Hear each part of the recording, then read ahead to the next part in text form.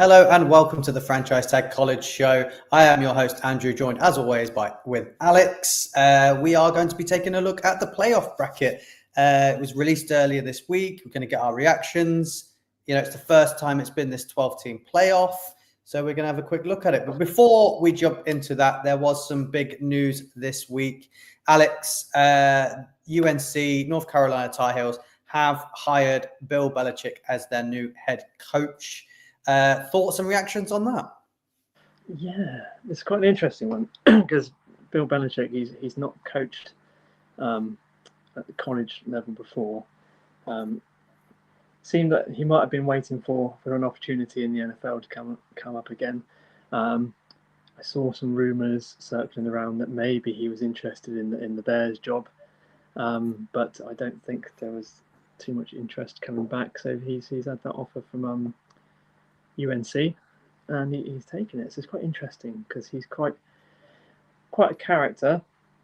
He's definitely got a certain way about him, and I think there's a lot of people wondering how well that will translate to the college coaching landscape rather than dealing with the professionals in the NFL, because he's not the most approachable chap, and whether that will translate to working with a lot younger players, some who are a lot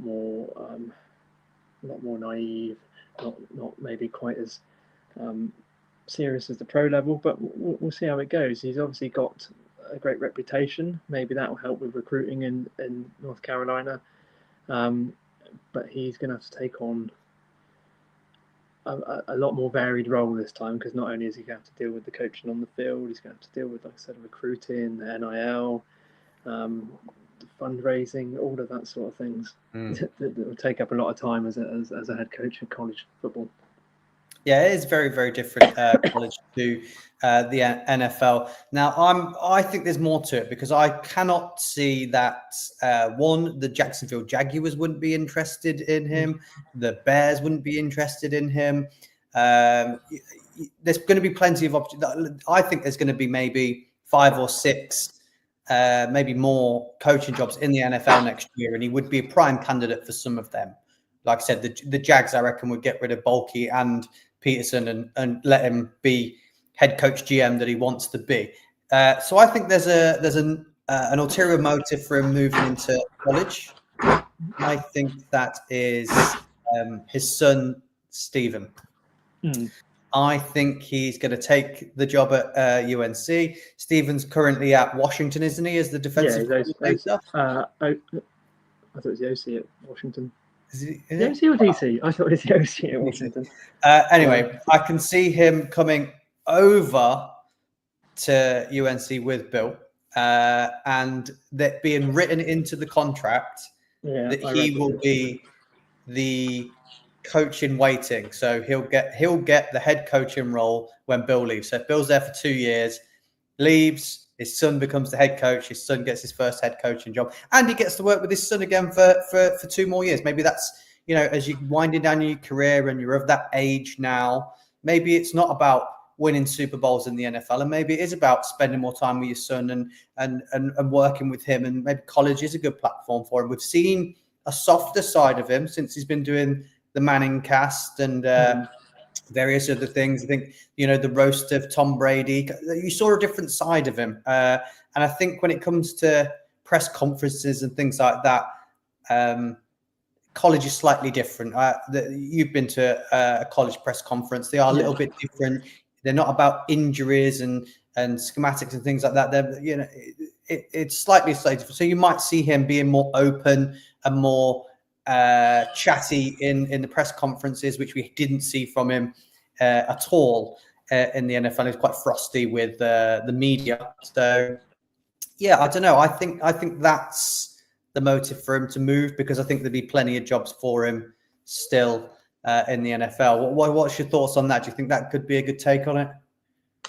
Yeah, I think so. Whether this is a long-term thing or a stopgap, I think the intention, like you said, is for Steve Belichick to take over. And I read that he's, I think, had that written into a clause into his contract that he will be the successor to him as head coach. It'll be interesting to see how he does, if he can find the same level of success at the college level. I mean, if he doesn't, will he become disillusioned and look for opportunities back at the pro level, or will he find a niche that he's quite enjoying in Carolina? I don't know.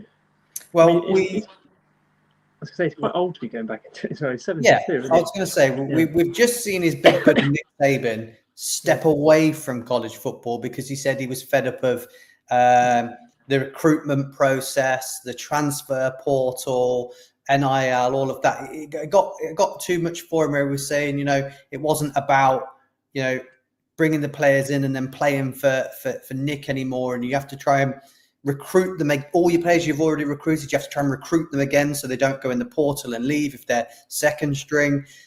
And Nick Saban stepped away from it and he's doing a fantastic job with Pat McAfee. It's so entertaining to watch those two together. And then Bill moves into it. You already mentioned it. Is it going to be a lot of work for him? Is it going to be having to recruit? Is he going to be doing all of that? Recently, I heard that Coach Prime didn't do any of that this year. A team of people do it for you. So there's none of this head coach going into the living rooms of these players and sitting with the families and saying, join our school. Apparently that's gone are the days of that. So I don't know, maybe he'll have a team do all that for him. But it does seem like, Saban moves away, Bill comes in. It seems a bit of an odd one to do if your best mate's getting out of it while you're going into it. Yeah, I can see that. And you can imagine Bill being the best at coming into sitting in with the parents, having a coffee in the living room to chat about how good it is to come to the school. He's not. He might be a lot better now, but like you said before, he wasn't the most amenable person. If we get a bit more out of him and then on to Cincinnati, then that would be good. But again, he's got the pedigree, he can flash his Super Bowl rings and say, look, I've won 6 Super Bowls. You want to come and play for me and learn how to be a pro, then that might be all that it takes. Yeah, I think there's going to be some big draw. If you're a youngster and you want to become NFL ready, that's the guy you're going to go to now, isn't it? I think he's going to have a lot of draw and he's going to be able to pull things in. I know one of the first things he mentioned when he took the job is how much money am I going to have to spend on players? So do you see him being more of a head coach that's going to always look to the portal to build his teams, or do you see him being a coach that's going to go through film from high schools and get 5-star recruits and recruit that way? Which type of coach do you think he's going to be? Oh, I don't know. I think he'd like to do it like recruiting from high school. He's not got the best record in the draft, though. Really, as an evaluator of players coming out of college, would he be good evaluating kids out of high school? I don't know. Or would he have a team of advisors around him with that? Or would he? I don't know. Maybe he would look more to some more proven talent through the portal and do it that way, and sort of more of a style that he was used to from the NFL in trading for players. Well, they finished 6-6 this year. They're in the ACC now. That's no pushover. Amazing this year, but it's no pushover. You usually have, Miami, Clemson, Florida State, usually at the top of that battling out. SMU have had a great year. Syracuse have had a great year. Do you see the Tar Heels instantly become like an overnight success, similar to what like Colorado, you could say, gone from basically winning nothing to nearly qualifying for the playoff in 2 seasons? Do you see that being the big turnaround for the Tar Heels, or do you think the ACC's a difficult one to challenge in? I don't know. I think it's quite tricky, the ACC at the moment, because quite a few teams are just up there or unexpectedly up there. We didn't expect SMU to be as good as they were this year coming into it. I would imagine that this is going to take a year or 2 to build Carolina back up. But unless he goes big in the transfer portal and brings in a load of top tier players, then I think it's going to take a bit of a while. Again, does he want instant success, or does he want to build a long-lasting, sustainable program for Steve to take over eventually as well? So it may be thorough in the process and go right down to the recruiting from the high school level. I don't know. We'll see. It's going to be interesting. It's going to be interesting. I think it's good for college football. I think it's going to get more people watching. So fantastic for us. There's going to be more for us to report on, more listeners for us to get on board and come and join us. So it could be good. But we'll move on to the bracket that was announced. Instant reactions to it. We've got obviously Oregon 1 seed, Georgia 2, Boise State 3, and Arizona State 4. They were all the bye teams. Then you had Penn State. No, you didn't. You had Texas, Penn State, Notre Dame, Ohio, Tennessee, Indiana, SMU, and Clemson in that order to follow up. Do you think they got the right 12 in this playoff to start off with? I think, I was glad, I think, to see SMU in over Alabama. And we talked about it a lot this season about whether the name, the brand, whatever was enough to push them through. And technically, it was. If Clemson hadn't beaten SMU in the title game, Alabama were ranked in the rankings. They were ranked 11th, so they might have just squeezed in if SMU had won, and Clemson didn't get that automatic spot. But because Clemson won, they come in, take that 12th seed spot, and SMU have apparently done just enough over this season to take that large spot and push Alabama just out of the bubble. I know it's a tricky one because there's arguments about strength of schedule, who they played, who they beat, who they lost to, and I think it's fair they've got a better record. So, well, there's lots of teams with better records. You know, you can go undefeated in whatever if you like. I know it's Boise, but you know the Mountain West. If you went undefeated in that, you know people aren't going, well, who did you play? When you take a look into it in depth, you know we've just said the ACC's. It's no pushover. There is some big names in there, and they did finish top of that league. So there's that to be had. But when you take a proper look at it and go in depth, you know the only two decent teams they played all year were BYU and Clemson, and they lost both of them. And then what were their best wins were against Duke, Louisville, and Pitt. So when you look at it for 25 wins, they're 0-2. Strength of schedule is 57. It's tough because Alabama, finished 11-3, but they have 3 top 25 wins and 1 top 25 loss, and their strength of schedule was 18. Their best wins were Georgia, Mizzou, LSU, and South Carolina. So just looking at those wins alone is playoff caliber. I understand if you said today which one of them, if you put them in now, would do better, you can't say it's SMU, surely. I don't know, because maybe not, maybe you're right, but Alabama have been up and down. I mean, but their losses, the loss to Oklahoma was awful. The loss to Vanderbilt was awful. SMU's losses, although against lower ranked, no, they weren't against lower ranked teams. BYU was a tough team that looked like they were going to on track to win the division, the conference. But I don't know.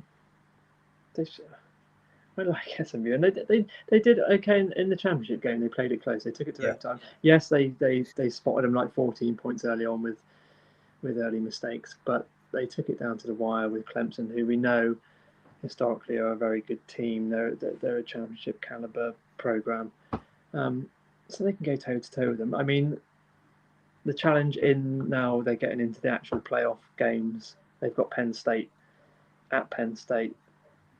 Going to be a whiteout game going into Happy Valley. It's going to be tougher than anything. After watching the way Penn State played as well, so it's going to be a real challenge. But I suppose if you're putting Alabama up against Penn State, you would expect it to be a closer game than we think it might be with SMU against Penn State. But you never know. I think in terms of having the best playoffs and the best games and teams that can challenge, I think, yes, you go with Alabama. But I think when you've got to look at this in a bigger picture, because there's been a lot of pushback on this and there's been a lot of discussion about it. But I think when you take a bigger look at it in the bigger picture, SMU finished top, and you've got to incentivize teams to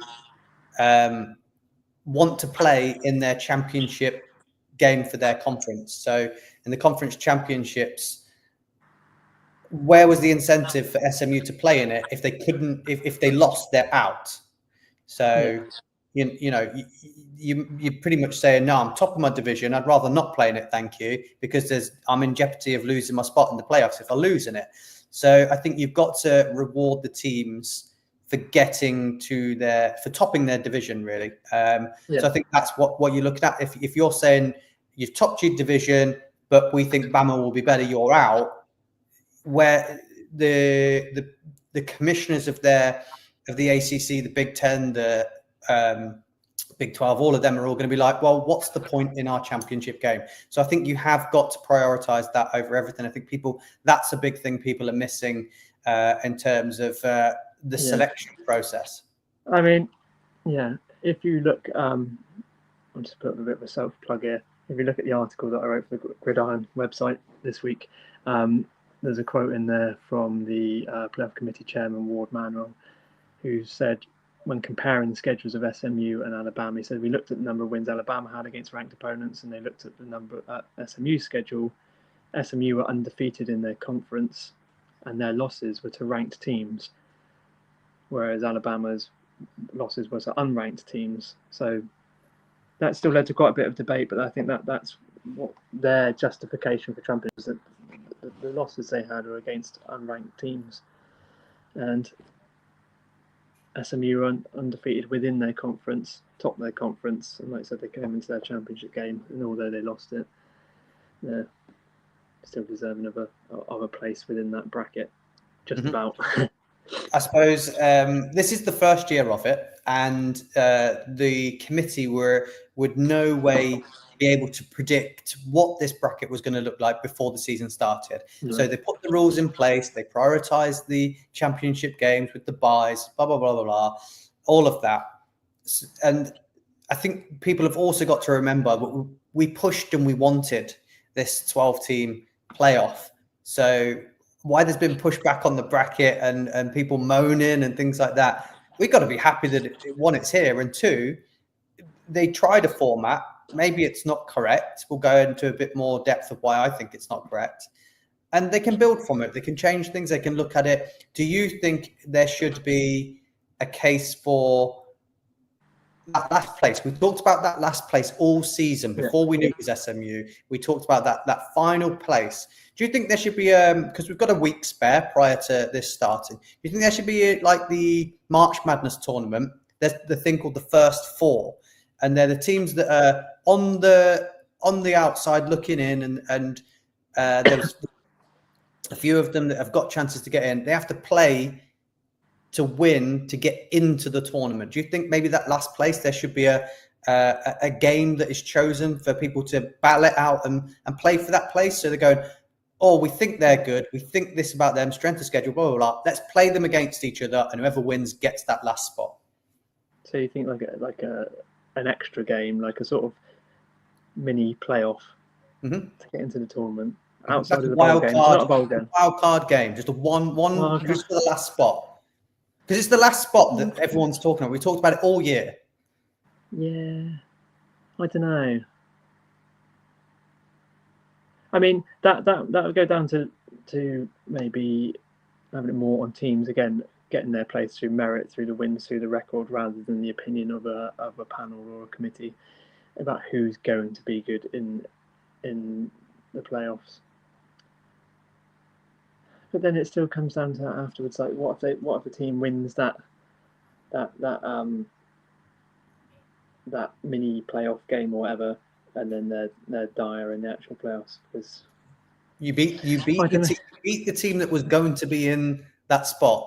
So if you dire in it, the other team were going to be dire because you beat them. The thing is, there's already plenty of reasons for college football fans to complain about I know you've got some reasons to complain as well as an Ohio State fan in a minute. But and there's obviously with the committee decisions, there's always conspiracy theories. There's people saying, well, it's not fair. There's underhand tactics. There's all sorts going on. Would that make it more fair? But then, what should the teams above in the other 7 to 11 bracket, should they be playing in the playoff to get in? No, just that one last spot. Just the one. Oh god, getting complicated in my head now. Yeah, it's almost like the lower leagues of football, round ball football, when you have the playoff to get into the final game for the final promotion spot. Mm-hmm. Yeah, I don't know. I'm undecided on that concept. I think there's so much debate about which one should have got in. If they played each other, there'd be no debate about which one should have got in because one would have beat the other. That's my logic. But then could you argue still that Miami deserved a spot as well, and South Carolina deserved a spot? So then, are there going to be teams upset that they're not included in the mini playoff game? You could open it up a bit further. You could, I'd happily let Indiana play in that. I think they've had an easy run to get to it, and they haven't really played anyone, so that'd be a good test for them. I think Notre Dame at the 7 seed. I think they've similar. They could have a play in. So I don't know that you could open it up to have a few more play-ins, but I think that last spot is the one that we've been talking about a lot through the season of who's going to get it. So I just felt like that was the one. We'll talk just before we move off these two teams. Do you think there's an element of last year they didn't let an unbeaten FSU team in and they let Alabama in over them, that this year they couldn't go, SMU topped their division, let's put Alabama in, and say it's Alabama every time, and they couldn't go, we can't keep giving it to Alabama just because they're Alabama. Yeah, there may have been a bit of that. Yeah, I think so. We'll probably come on to in a bit about Georgia and the quarterback situation, similar to Florida State last year. Yes. We'll talk about a bit more about the bracket. I put in this that there'll be 2 conferences that'll be really unhappy with the playoff. The 2 biggest brands, the SEC and the Big Ten. If I was the 2 commissioners from those 2 conferences, I would be very pissed off. One, with the SEC, only 3 of my teams got in. I'd be quite annoyed at that. And 2, that one of those teams, which is the 5th seed, has got one of the hardest routes to the final. I'd also be, all your teams have got hard routes, bar Georgia, Tennessee and Texas both have harder routes to it. And then equally, the Big Ten, you're the number 1 ranked team in the country. You're probably the best team in this bracket because not everyone's been brilliant, and they have been. Has got the hardest schedule of any team in the playoffs. Do you think that is right? Or do you think there should have been a reseeding, or why has Oregon got the hardest route to the final? Yeah, I was thinking about that when I was looking at the actual bracket graphic, and the way the quarterfinals as they are already linked up to a set semi-final. It does seem a bit unfair because it should be, if they're the number 1 seed, then they should be playing the lowest ranked qualifier coming through from those first round games. And then to that relief, who Arizona State is the 4th seeded team with the bye, they should be playing whoever comes through with the highest seed, technically. Because, they're not really being rewarded for their perfect season for being the best team in football. But on the flip side, if they do win it all, they can say, well, we had the hardest run of it. We are undisputedly the best team in college football this year. Yeah, I can see them feeling aggrieved about it, though. Yeah. The 4 favourites to win the whole competition, Oregon, they're all similar odds as well. They're all around 4-1, bar like some points. It's Oregon, Georgia, Ohio and Texas are all of the same odds, and Ohio and Texas are both on Oregon's side of the draw. I think going into it, Tennessee's odds were good until they realized that they were playing Ohio. So they had all of the favorites on their side of the draw. Do you think it's right? What I said in the group was, they should pick the 12 and then reseed the 12 again based on who they think is better, because I don't think they've got. When you look at it, Ohio they're actually the 6th seed, aren't they, in rankings? But they're the 8th in the tournament. Seed. Only in the tournament, though, isn't it? Yeah. Because the fact of Boise and Arizona are seeded higher than them because they won. Yeah. So essentially what you've got is Oregon playing the 6th seed. Do you think that it's very hard? Do you think what do you think about it being reseeded once you pick the 12? Do you think that negates everybody's season, or do you think that would be better to help the higher seeds? Yeah, possibly. Yeah, I mean, there's been a lot of talk from some people saying that it shouldn't necessarily be the 4 conference champions that get that automatic bye. It should just be the 4 highest ranked teams as they finish the season. So, I mean, that probably would have pushed Arizona State and Boise State right back down to the bottom of the bracket, which might have been fair in terms of the actual strength of the team and who they're going to be playing against. So yeah, I can see the arguments for the reseeding and the reshuffling. They may even look at it this year, see how it goes, see the feedback from it, and even decide to tweak it next year. You never know. But yeah, I'd probably like the idea of at least a reseeding after the first round, so it is a more fair in terms of the best teams getting the best rewards, as it were. I mean, if you did reseed it after that round, they'd probably still be playing Ohio anyway because they're the 8th seed. You're looking at Texas 5, Notre Dame 7. So unless Indiana won, or SMU upset Penn State, it could happen. It's not going to. It could happen. We mentioned earlier about rewarding teams for getting to their conference championship, blah, blah, blah, getting through. Now, I mentioned this weeks ago, didn't I? Because I thought it would be Ohio in this position. Unfortunately, we messed it up for ourselves by losing to Michigan. But Penn State now have got the easiest route to the final. They've got to play SMU and Boise, who they'll be massive favourites over. And then Georgia, who, as I'm sure we'll talk about in a bit, one, haven't been great all year, and 2, don't have a quarterback anymore. So again,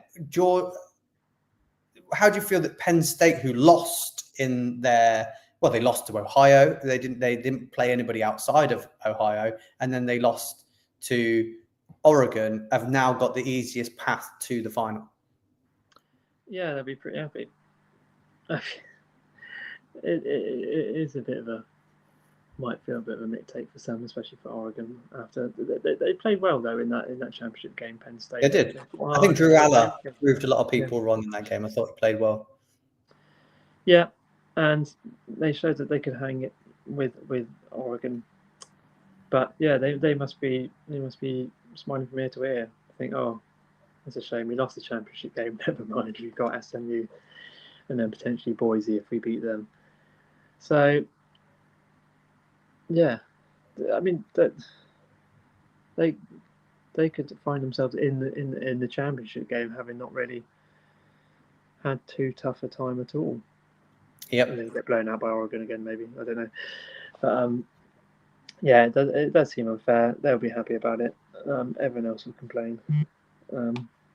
So yeah, I think we're just going to have to see how it pans out this season, and then I think they may, if it is just too clear, if they absolutely blow out SMU and Boise, then yeah, it may be for consideration for next year about exactly how they fix these seedings. So we've talked about that side of the draw. Do you think Boise, before we move on from that little side of the draw, do you think Boise could make an upset in this?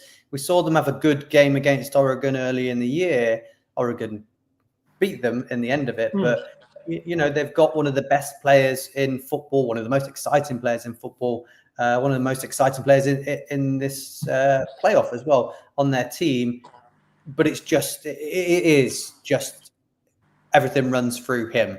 And Penn State have got an exceptional D-line, so it's going to be hard for him. Do you think there's any chance of them having a bit of a fairy tale story, or do you think they're straight out if they are playing Penn State? Yeah, I mean, Penn State can throw everything at him to stop him and shut him down. And if they can't get Genty going, and then relying on Maddox, then he can do all right. But I mean, he'd have to be playing out of his absolute skin to give him a chance to win that game. Like I said, if the Penn State defense is playing strong and Drew Aller's having a decent game like he did in the championship game, that I think the game he had there would have been more than good enough to beat Boise. Yeah, I think this is going to showcase him well now. I think there's going to be a lot of NFL teams looking at him going, I might take a punt on him. He's like 6'6", like 230 plus pounds with a big arm. Yes, he's been inaccurate, but I can see people going, Josh Allen wasn't great at college, was he? He was very, very inaccurate. So I can see people liking the look of him and thinking they can work with him and get the best out of him. This might be good for him. We move up the bracket slightly to Georgia, the number 2 seed. They're going to be playing the winner of Notre Dame and Indiana.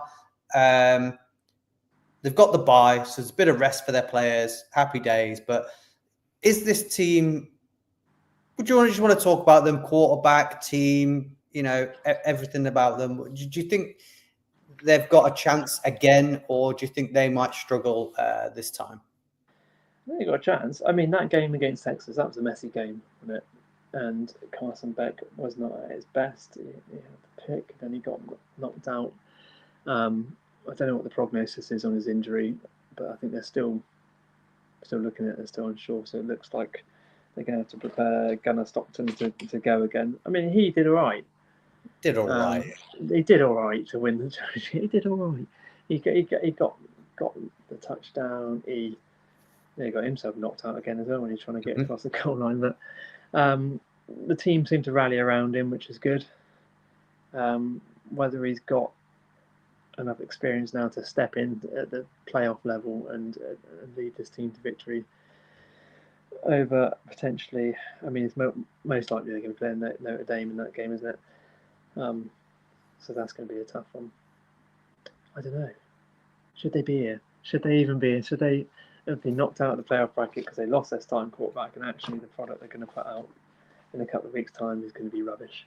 It won't be because it's a Kirby Smart Georgia team, but their defenses can win games on their own, can't they? I'd argue the first time they played Texas wasn't great. The defense just gave them they got the ball inside the red zone virtually every time they went to drive, and Etienne ran it in. What was the stat that?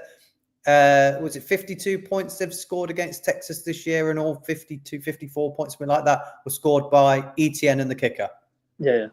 That's a mental stat, that is. Well, that says it already, doesn't it? But they're so good to get that field position. I mean, if we're talking about Texas in that game, they couldn't get it going at all. And I might be jumping ahead to Texas. We'll talk about them in a minute. Maybe. We can move on to Texas now. The 5th seed Texas. We'll talk about them. A lot of people saying they think this team has a better shot at winning the whole thing if they move to Arch Manning now. Quinn Ewers definitely isn't it. We've heard the news this week as well. Quinn Ewers potentially, once he finds out how far they get in this tournament, he's got 5 days, I believe, after their last game to declare for the portal. And apparently there's a possibility that because his draft stock has dropped so much, he may enter the transfer portal and move again. You know, he went from Ohio to Texas, and he could be going from Texas to, I don't know, maybe UNC. I don't know. Maybe he might go and play with Bill. But possibility Quinn Ewers returns to college because he's had a bad year.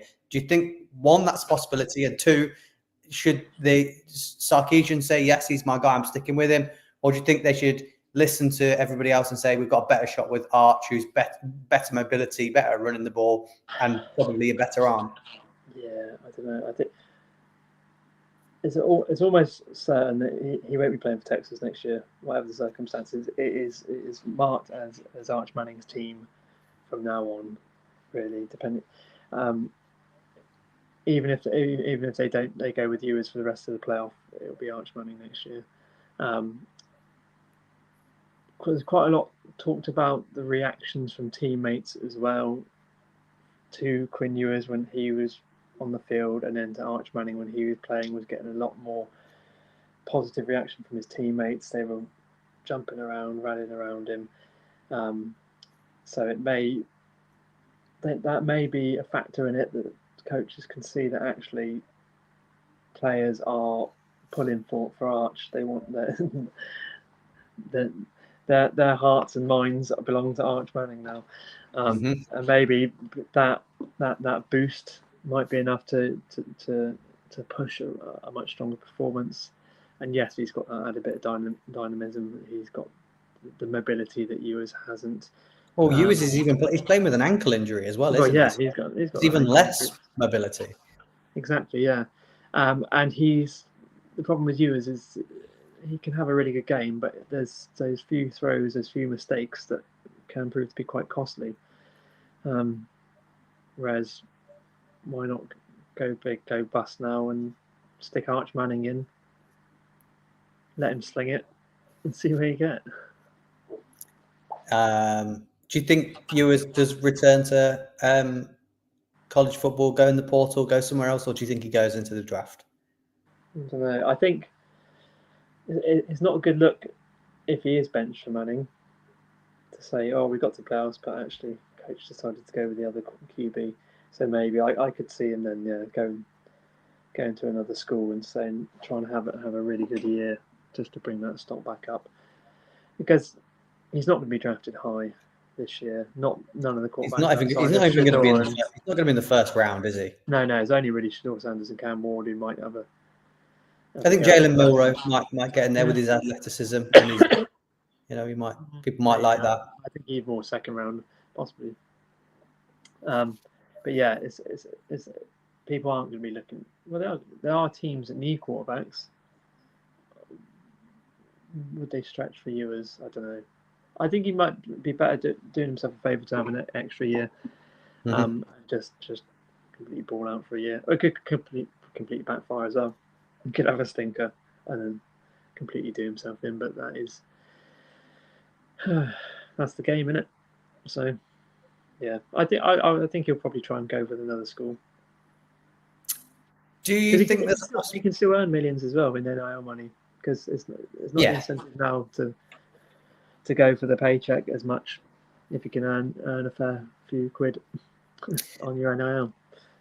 I know he started the season off not as well as I thought it was. It was quite poor, but then he's been really explosive. Cade Klubnik at Clemson has been really, really good at this back end of the year. He's really stepped up. He looks a bit more NFL ready than Quinn Ewers. Do you think there's any chance of an upset in this game? Because Clemson have always had, we've said this loads, always had 5-star recruits. Dabo Swinney recruits better than most people in football. He just doesn't use the transfer portal, which is his downfall. And Quinn Ewers struggling. Do you think there's any chance of an upset in this one and Clemson actually pipping them? Yeah, I think there is a bit of one.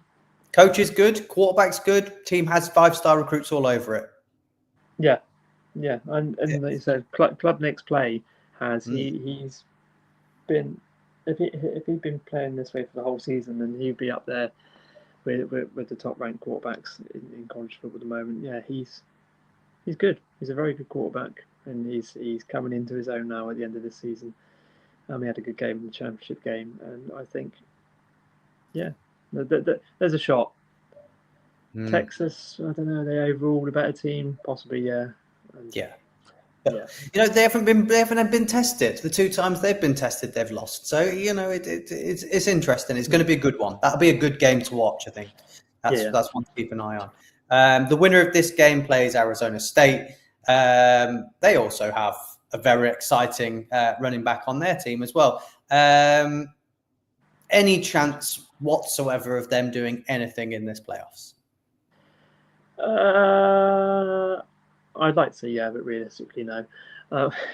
Yeah, I mean, Cam Scatterboo is a very exciting player whose the team is rallying around.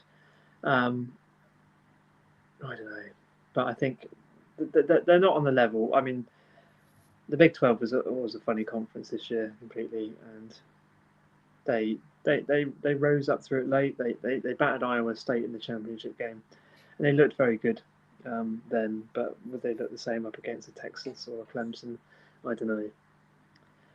So no, I think they benefited massively from Clemson winning that championship game, which allowed them to then be not the lowest ranked conference champion and give themselves a bye, a bit of extra time to rest. But yeah, I don't think they're quite on the level of the Texas or Clemson. We move finally into the top half of it with the number 1 seed that we spoke about, and then the game of what's halfway through.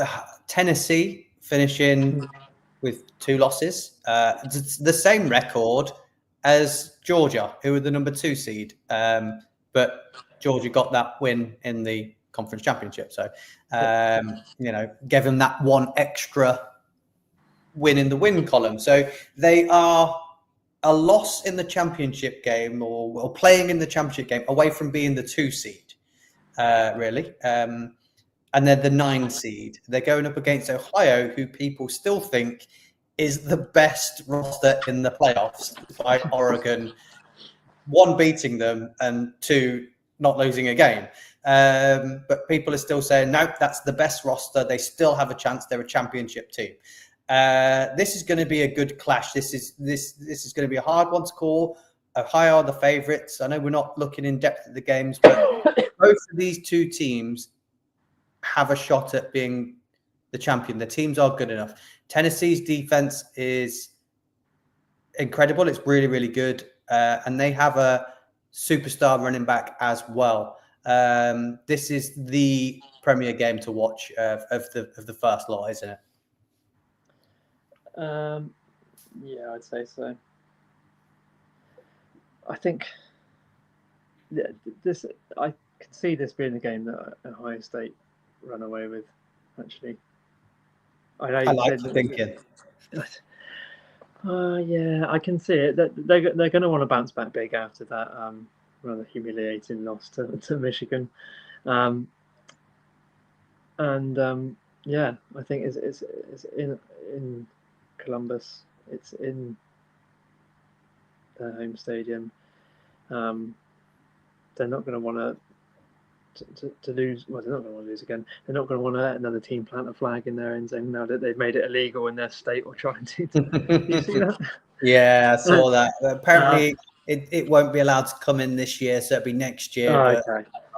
It's a joke. But as good as Tennessee's defense is, their offense has been good at times with my Iamaleava, but it's not as good as Ohio State's. And I think it's the sort of game that could turn into a bit of a shootout, but I don't think they'd be able to keep up with Ohio State. As long as they don't play the same kind of game plan they did against Michigan.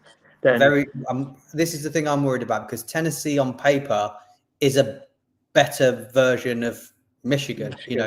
Good D-line, good run game. And that didn't work out well for us. So don't play the same game. And it's going to be cold weather that we're playing in. So maybe slinging the ball around, which is our plus for us, might not play into it. So I do worry about it. But I believe that the winner of the playoffs comes from those 3 teams. What say you?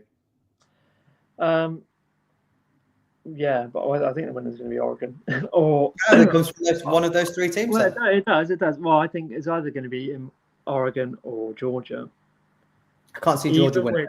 Even with Gunnar Stockton as their quarterback, I think I could imagine Georgia getting to the championship game, to the final. Yeah, they should walk to it. Penn State will be their only challenge.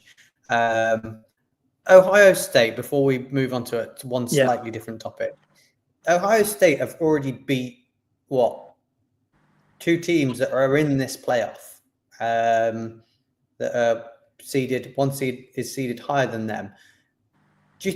When I was talking about the reseeding, do you think that should play into a factor? The fact that they've won more games than anyone. They've played 3 of the teams in the playoffs. No one else has played 3 teams that are in the playoffs, have they? I guess not. No, have they not? No. So you could argue for them that they should be ranked higher because they've had the strongest strengths of the schedule out of the whole lot. I think Georgia's was quite a strong schedule as well, wasn't it?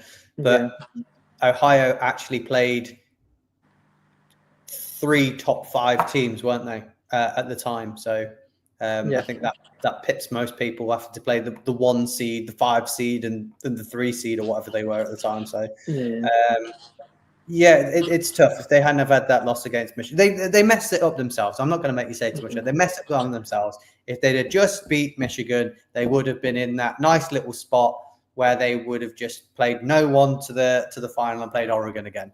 So we messed it up for ourselves. One quick one that I wanted to move on before we go is the Heisman's pretty much wrapped up. I think that's almost guaranteed to go to Travis Hunter now. He's just won the Player of the Year award, hasn't he? I think of the last 8 people that have won the Heisman as well, or something like that. So, and he's up for 2 of the awards. Is he up for Biletnikoff and Defensive Player? He's not up for the Thorpe Award, is it? Is it the Thorpe Award he's not up for? Which is a shock. No. I think he's up for Biletnikoff. And his name's pretty much on the trophy. I'm still thinking that Ashton Jeanty should be the winner of the Heisman Trophy. He's on track. He could still break Barry Sanders' single season rushing record when he was at Oklahoma State. He's just again, you could argue who they played against, but then his teams were nearly undefeated. He had a great rushing game against Oregon. Yeah, exactly. So they went toe-to-toe with Oregon. He had a great game. Colorado, their season, not been good. Not as impressive. I think it has been impressive. It has been impressive, but has it been as impressive as Boise State? Would they have pushed Oregon the way that Boise did? Yes, Hunter's a very good player. Is he the best at either position though, at receiver or cornerback in college football? Would you say? Possibly. Do you think it was the amount of awards he's up for? I think. Yeah, I do think he's been the best player. He does deserve it. I have already won money on it already. I cashed out on it. It was pretty much offering me virtually offering me all the money on it. And I got it at 50 to 1 as well. So before the season started, which I did tell you to put your money on it when we did. But you didn't listen to me. Told me it wasn't possible. The one that I think is interesting, the award. Now, this I'm going to put you on the spot here. Is Coach of the Year. I think that's a really good one this year for you. Who's been your Coach of the Year? I know there's loads of them in there and up for it, but just off the top of your head, who do you think has been Coach of the Year? I mean, if we're thinking about who's done the best with the team that they've got, I mean, you could shout for Dan Lanning with Oregon because he's turned that team is just so impressive. But Kirk Cignetti from Indiana. Yeah, he's done well as well. I think, though, I'm going to say that my Coach of the Year is a bit outside the box, and it's Arizona State's coach, Dillingham. I would get mixed up between Kenny Dillingham and Whittingham at Utah, but there's Kenny Dillingham to check just to make sure. But yeah, he's done such a good job this year. He's come in, obviously he's taken from like 2, 3, and 9 seasons and built this team up into a proper winning football team. Yes, they're not on the level of an Oregon, they're not on the level of a Georgia or something like that. But just in terms of the job he's done, the buy-in he's got from the players, and the position he's put the team in now from where they were when he joined 2, 3 years ago, then yeah, I think he's done a great job. Maybe not Coach of the Year award enough, but I don't know. When we talk about Coach of the Year in the NFL, when we do the betting show, I always say you should discount Andy Reid and in the Times Bill Belichick, because they can't win it, because Andy Reid, I don't think he's never been up for it really in the odds winning it, because they expect him to win and get to the playoffs and get to the championship game. So he's done nothing above and beyond coaching his expectation. So unless he goes and wins it all, which you don't give it for that, then what has he done that's more than what he thinks? So I think the likes of Kirk Signetti and Kenny Dillingham are, for me, the two I believe should be the front runners to win Coach of the Year. I think what they've done with their programs, especially there've been 2 programs as well that have not been on the map for a long time. Indiana have not. We've talked about through the weeks how they were breaking their own history every single week in their wins. So I think that it should be one of those 2. On the same side as you, I think they should be the front runners over a Kirby Smart or a Dan Lanning or Ryan Day. Definitely shouldn't be in the mix for it. People are on who should get fired or not. So there's a possibility who's SMU's head coach could get it. Penn State's Franklin could get it as well. I think they've done well too. So lots of good coaching this year. I think it's good. That is the one to keep an eye on, because I think there's been some absolutely amazing coaching, even for teams that didn't qualify for the playoffs this year. I think there's the coaching has been of a top tier level this year with some of the teams. So all good. We will be back next week to talk in depth about these games and properly go into them, give our predictions. If you want to put a bit of money on it, I'm sure we'll be talking about the spreads and whether they can beat the spreads or not. But I'm excited for the playoffs. Are you?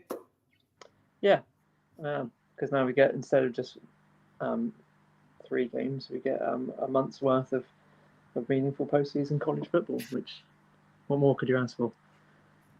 Are you interested in any of the bowls this year? Obviously, they start this weekend, don't they? Not really. I'll only the Las Vegas Bowl, because that's USC, and they're playing A&M, Texas A&M in that one. I'm trying to think if there's any interesting bowls. I think Navy versus Army will be a good one this year. I think those 2 teams have been really good this year. Yeah, so the Army-Navy game is always a bit interesting. I think it will be an extra interesting one this year because of the way that both team seasons have turned out. And they both wear snazzy kits for it as well. Yeah, that's like me. So that'll be a good one. But yeah, otherwise, yes. What is it? Miami, is they in the Pop-Tarts Bowl? I just like listening to some of the names of the bowls. Just sound crazy. There's a mayo. Oh yeah, I'm sure. I think some of the lads in our NFL group don't really get into college football. When it gets to bowl week, they're like, "What's like this so-and-so whatever Cheez-Its bowl?" Or there's some really big funny ones in there as well. It's like toothpaste one. There's all sorts, isn't there? So these bowls, some of the names of them are very interesting. Well, that's all we've got time for. As I said, we'll be back next week. Enjoy any football that you're going to be watching this weekend, and the playoffs just around the corner. But till then, keep with the franchise tag and see you very soon.